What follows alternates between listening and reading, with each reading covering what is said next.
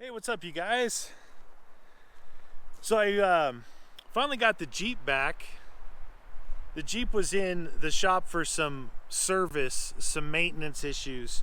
So, something like this, when you run, like 37 or 40-inch tires and you run suspension components and things like that they're really designed for not really off-road racing or off-roading period.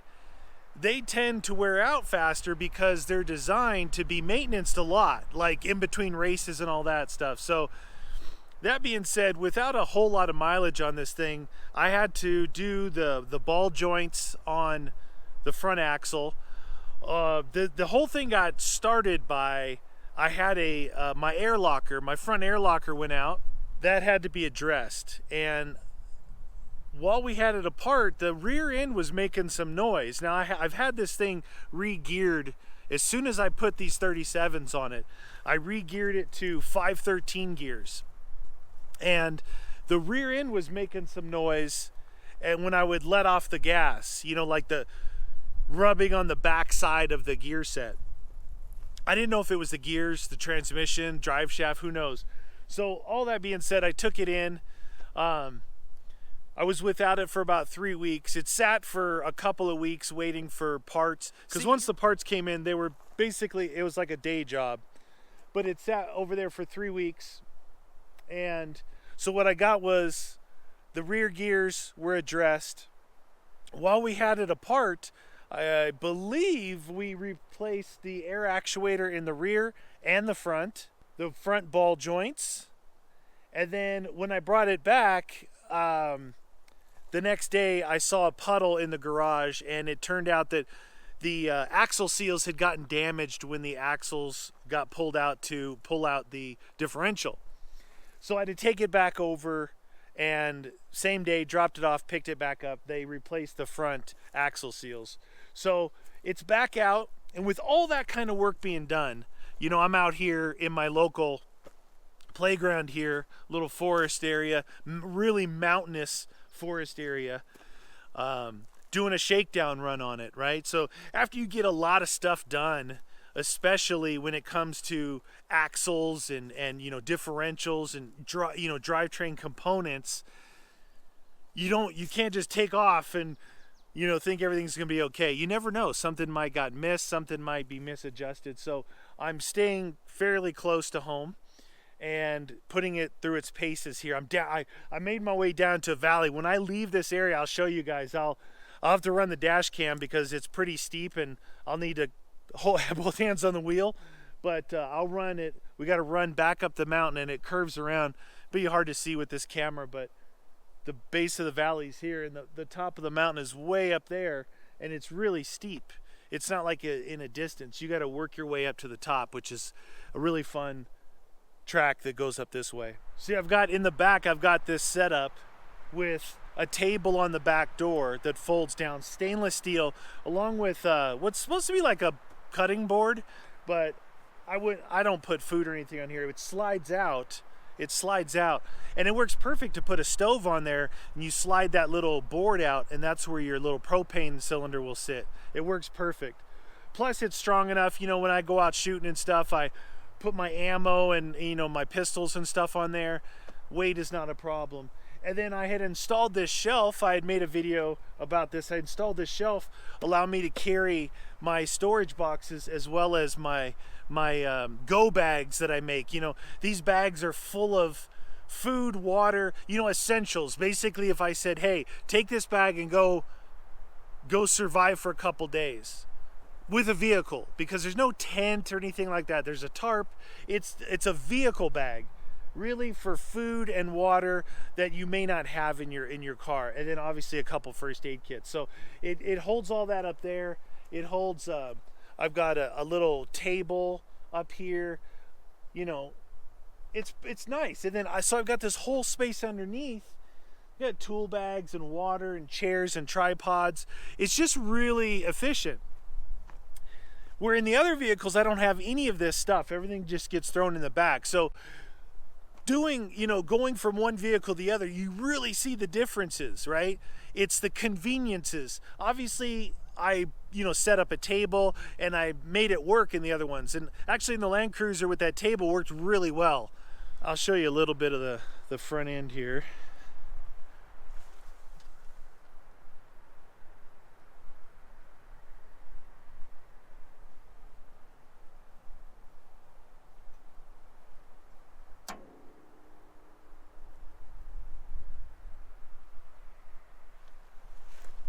So you can see I got King coilovers, King hydraulic bump stops. I got a Dynatrac Pro Rock 44 front end. Got the anti-rock sway bar in front. What that does is it allows you just to drive with it. You don't have to disconnect your sway bar. But the trade-off is, one, it allows for articulation, but two, a lot more body roll on the road. All right, you guys, so I'm going to go back up this trail here. What I'm gonna do is run a GoPro just out the windshield, see if you can get a feel for how steep it is, how cool it is. There's some ruts and stuff on the way up, some rocks. So I'll just film that going up in regular speed and see if you guys enjoy that. If not, just you could fast forward a little bit or whatever, but we're gonna head up that hill.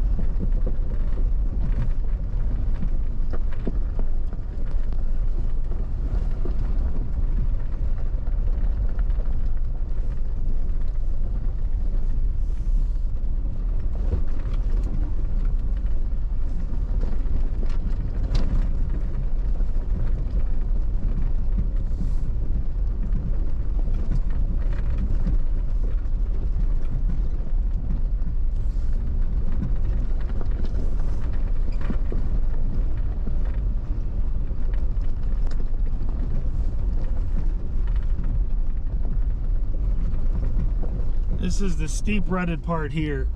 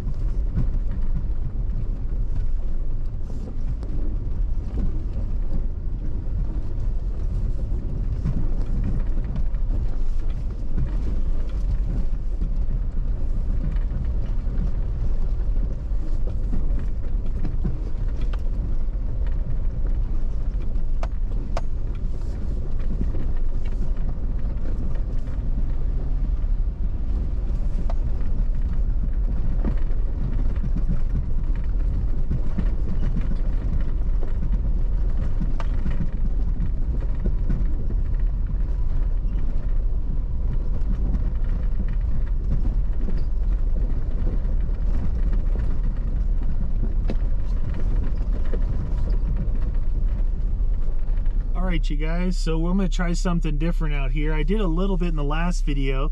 I'm going to do a time warp on this GoPro. So I'm in real speed right now. I hit a button, it goes to warp speed, and I'm going to do a loop around this little playground that I have here. So hope you guys enjoy.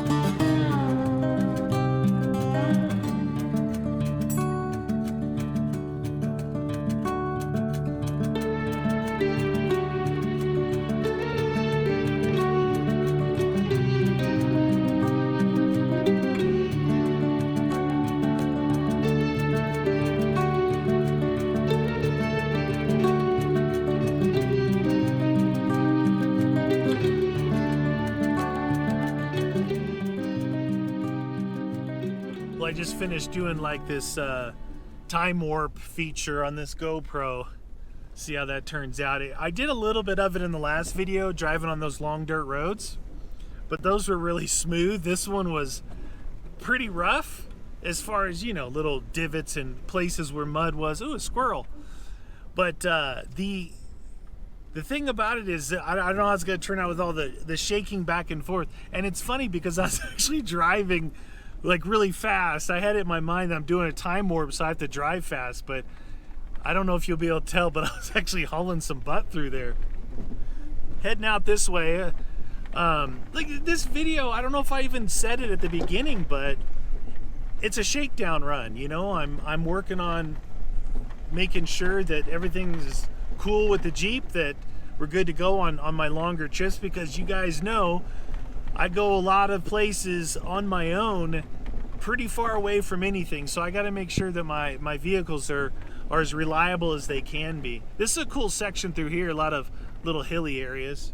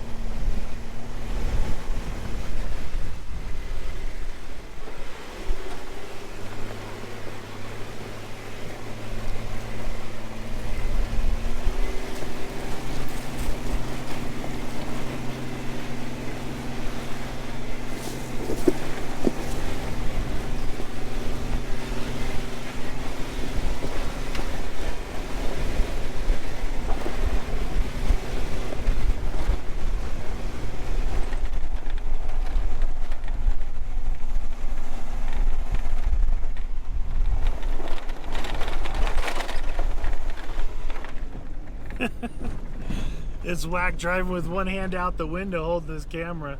So now that I'm back up on top of the mountain, if you can see in the distance there, that mountain there, I was between this mountain that I'm on and that mountain down there. That's where we had to climb back out of. I was down there.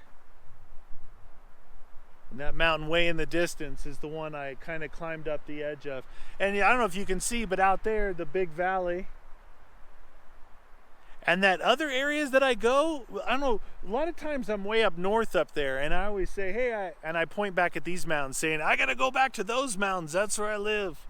But there's some, a lot of down debris in this area like this. And this is the area over the last couple of years that they've been cutting and then burning. There's a couple piles up here where they pile up this stuff like this. They'll pile up the debris, let it sit there and rot for a year, then they come back and actually burn it in place. Some people from around here, they'll come back and get some of the actual wood out of those piles and use it for firewood, because I've seen them up here doing it. But it kind of makes the area look a little filthy, you know, just with all this debris on the ground. But the coolest part about this area is that it's full, it's like full mountain area. These roads are, you're going up and down all these mountains and down into the valleys, and there's a decent amount of rough terrain. Not a lot, but a decent amount of rough terrain. But I really love the mountains, right? I don't know if you can tell, but it's really windy. It's been windy the last couple of days. Today is one of those days that I usually don't record, because like I said, I'm not really doing anything but being out in the Jeep having some fun and, you know, running it through its paces again. I haven't heard any weird noises. I've been parked there a couple minutes now. I don't see any like leaks or anything. Everything seems to be working. I tested 4 high, I tested 4 low, 2-wheel drive obviously getting up here. I haven't engaged the lockers yet because I wanted to double check, make sure that they cleared the lines out. I probably should do that before I engage the lockers just to be safe. You know, if there's oil in the lines or something. But you can see across this way. This goes down, way down to the valley, and then there's another huge mountain right there in the distance. And how I get out of here, I have to go down to the very bottom of this valley and head out that way. So I have this huge mountain on that side, this mountain that I'm on this side. So much fun up here. It is so much fun. I love it. When it rains or snows, this area gets legit. I've taken the route that you've seen me ride today. I've actually taken the Black Bear through here, the Lexus, even in snow, and it did really well. So pretty cool roads we got here. These roads here are they're not forest roads. These were cut by the Forestry Service to get back in here and do all the cutting. They needed to bring in their big machinery. So the roads are kind of rough, and they get really, people, if it's rains and people come up here, they get really gutted with mud tracks and stuff. But anyway, you guys, that's gonna do it for me. Came out today, shakedown run. I don't normally record this stuff, but I figured I'd share it with you, show you what some of the stuff you need to do behind the scenes. You know, you have to make sure and stay on top of your vehicles, make sure they're as reliable as they can be. And if you've had some, you know, major work done to them, get them out, you know, put them through their paces a little bit, get over some rough terrain, make sure you check your 4 high, your 4 low, and all of that stuff before you head out on some long adventure. It's really important to keep that in mind. That's what I'm doing today. Probably do it at least a couple more times before I go too far, but I go out, you know, every other day. At least I take Buck, my dog, for a ride, and usually we come up to places like this, and he really likes riding in the Jeep because he gets to sit right there in between the seats next to me. All right, you guys, hope you guys enjoyed it. Thanks for watching. We'll see you guys in the next video.